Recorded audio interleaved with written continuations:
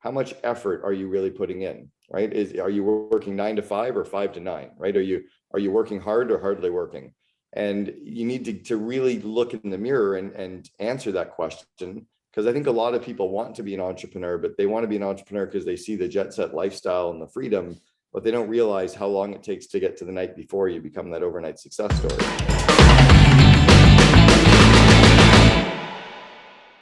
But this whole, like the way our grandparents ran businesses, which was the do it my way, it's my way or the highway, the autocratic, dictatorial, do what I say, that doesn't work anymore. And to truly grow a great company, you have to be able to grow people's skills and grow their confidence. And I don't think a lot of leaders have worked hard enough at understanding how to grow employees and managers and leaders' skills and confidence both.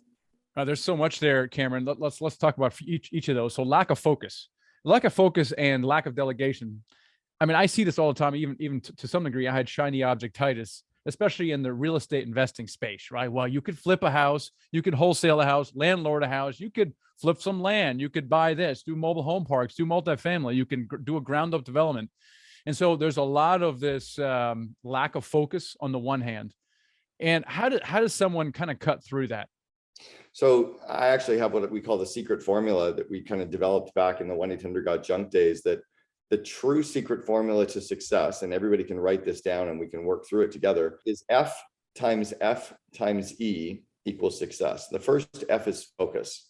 And you can give yourself a percentage grade of somewhere between 1 and 100%. And let's say that you just thought about from the last month that we were in. So we're recording this May 3rd. Let's say for April, how focused were you in the last month? Were you focused on the right strategy? Were you focused on your plan? Did you wake up in the morning focused on your goals? Were you driving towards your vivid vision? Or were you distracted? Were you all over the place? Were you, marketing to everybody? Were you, distracted by emails and social media? So you have to give yourself a grading as a company or as a business area or as a leader on focus. The second one is faith. And it's how much are you protecting your confidence as a leader? Right? Because we have to have faith in our team, faith in ourselves, faith in our business plan, our model, our economy, our suppliers. So if you start blaming other things, it starts shaking the foundation of faith. And that's really what you have to build your business off of. And I'm not talking about faith in a God. I'm talking about faith in yourself and your business and your model and your team and your skills. And are you doing enough to grow those things and protect those things? So you give yourself a score of somewhere between 1 and 100% on faith. You guys can do this right now as well for your business. And then think about effort. Over the last 30 days, how much effort are you really putting in, right? Are you working 9 to 5 or 5 to 9, right? Are you working hard or hardly working? And you need to really look in the mirror and answer that question, because I think a lot of people want to be an entrepreneur, but they want to be an entrepreneur because they see the jet set lifestyle and the freedom, but they don't realize how long it takes to get to the night before you become that overnight success story. So you give yourself a rating of somewhere between 1 and 100% on effort. And then you multiply those out. So let's say you've got 50% focus times 50% faith times 50% effort. That's 0.5 times 0.5 times 0.5. That's a 12.5% chance of success. Those are shitty odds, right? Even if you get 80% focus times 80% effort times 80% faith, sorry, focus, faith, and effort, that's only a 51.2% chance of success. So people think they're doing well at 80% focus, 80% faith, 80% effort. You got 50-50 odds. You might as well go all in on Vegas on one roll, because you've got just about the same odds of being successful in your business. Even if you get yourself to 90% focus times 90% faith times 90% effort, that's only a 72.8% chance of success. You're still not there. You've still got 25% chance of going bust. The reason that I've been successful, or my companies have been successful, that our 1-800-GOT-JUNK was successful, we were maniacal around focus, right? 98% focus times 98% faith times 98% effort, removing all distractions from those, that gave us a 94% chance of success. Those were reasonable odds. So we had a story years ago of a franchisee in Virginia Beach, and our call center got a phone call from a woman who wanted us to haul junk on, let's say, Main Street. And it was like number 13 Main Street. And we said, I'm sorry, ma'am, we can't service that zip code. She goes, what are you talking about? You're across the street at number 12 Main Street doing a job. And we looked up that address. We said, yes, ma'am, that side of the street is zip code, 85010. You're at 85011. We don't serve. She goes, that's ridiculous. You're across the street. And I said, no, but if we did yours, then we would do one 10 houses over and 17 blocks over and 2 zip codes over. We only service the zip codes that are turned on. She was upset, but that principle of focus helped everybody be hyper successful. And sooner or later, Rick Gallagher opened that zip code, bought another truck, put more marketing dollars in, and became a multi-million-dollar franchise. But it was because we were willing to turn away things to stay hyper focused. That's what made us successful. Most entrepreneurs are not focused. They wake up in the morning and they're checking their email, they're on social media, they're doing busy work, but they're not necessarily working on the critical few things. So it really starts with the critical few things, and then you have to really laser in on that. And that kind of helps dictate what decisions you're making throughout the day. Does that sound accurate? Yeah, it does. It also really, really allows you to think clearly. It allows you to say no to certain things as well, right? If you have that really strong principle of focus, you can say no to certain opportunities that are the wrong ones, and you start to notice the right opportunities as well, right? We're always presented with a plethora of opportunities.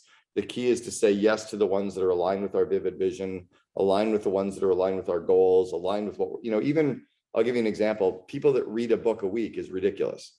It's completely pointless to read a book a week about business because all of those ideas are so random. They're not aligned with what you're working on.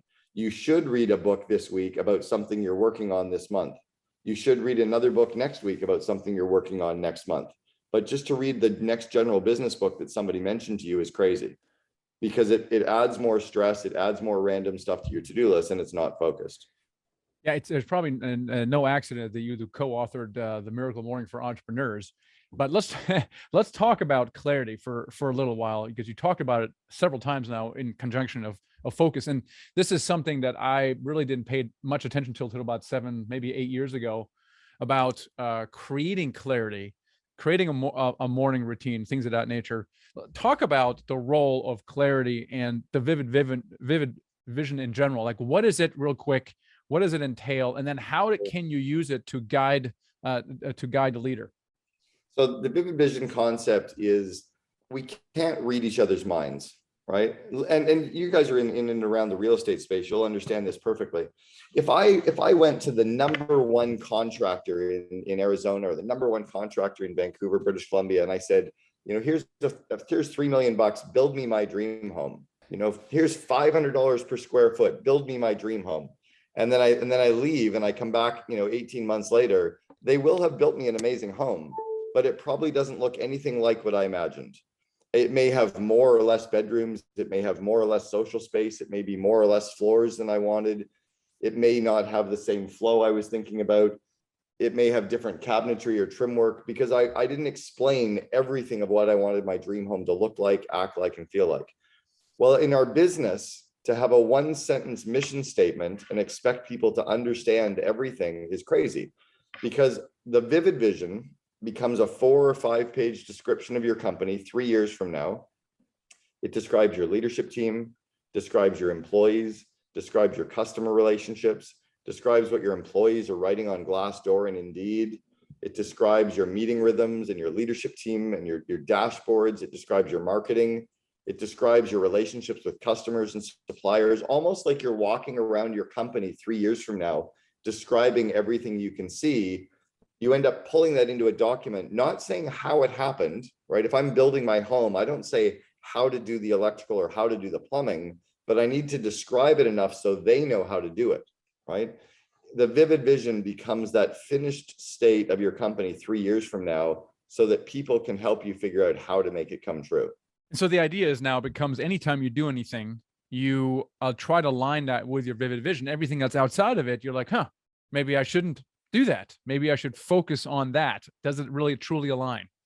Exactly. And when your employees are clear on your vivid vision, right? So they're clear on the company, they understand why you're saying no to some things and yes to some things. They understand why that some areas are budgeted for and some are not. When your suppliers are clear on what you're building, they can help you make it come true. When your customers are clear, they're excited about working with you because they know what you're building in the future. But if all you talk about is what you have today, it's kind of meh. Hey guys, if you're listening to this right now, what I see with syndicators is a complete and utter lack of clarity and vision. Okay, because it all starts out with some kind of side gig or hobby, and I buy this multifamily, and you're doing it all on your own, and you're not thinking strategically. So I recommend listen to Cameron right now.